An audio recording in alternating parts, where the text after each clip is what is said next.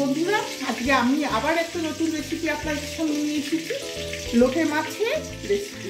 এই যে লোটে মাছের জন্য লাগছে এই লোটে, এই পেঁয়াজ কুচি, এই রসুন থেতো, আদা থেতো, কাঁচা লঙ্কা, টমেটো আর এই ধনে পাতা।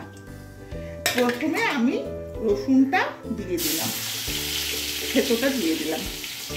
এবার এটা একটু ভাজা ভাজা হবে, তবে আমি পেঁয়াজটা দিয়ে, এবার রসুনটা হয়ে গেছে, পেঁয়াজটা দিয়ে দিলাম।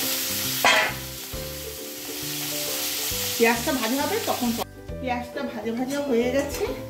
এবার আমি টমেটোগুলো দিয়ে দিলাম। এবার টমেটোটা দিয়ে দেবো, দেওয়ার পর একটু টমেটো মজে আসবে, তখন লোটে মাছগুলো দিয়ে দেবো। দেখুন লোটে মাছ দিয়ে দিয়েছি। এবার কাঁচা লঙ্কা দিয়ে দেবো আর আদা বাটা দিয়ে দিই।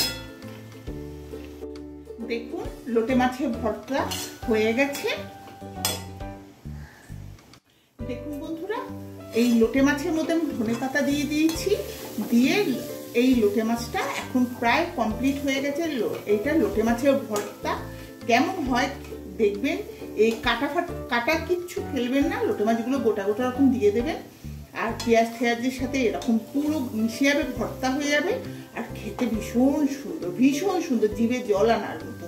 আর এত সুন্দর এর মানে ফ্লেভারটা বেরোয়, কি বলবো, আপনার জিভ দিয়ে জল এসে যাবে, এত ভালো লাগবে খেতে।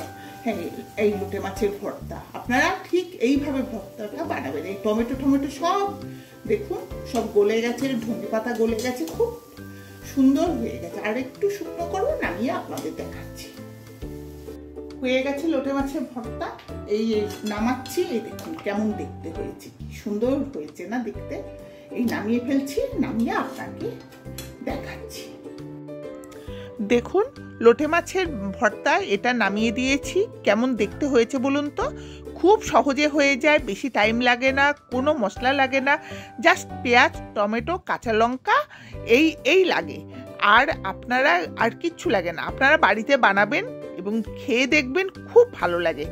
আর আপনারা আমাকে একটা লাইক দেবেন, সাবস্ক্রাইব করবেন। আর নমস্কার, রাখি তাহলে, ধন্যবাদ।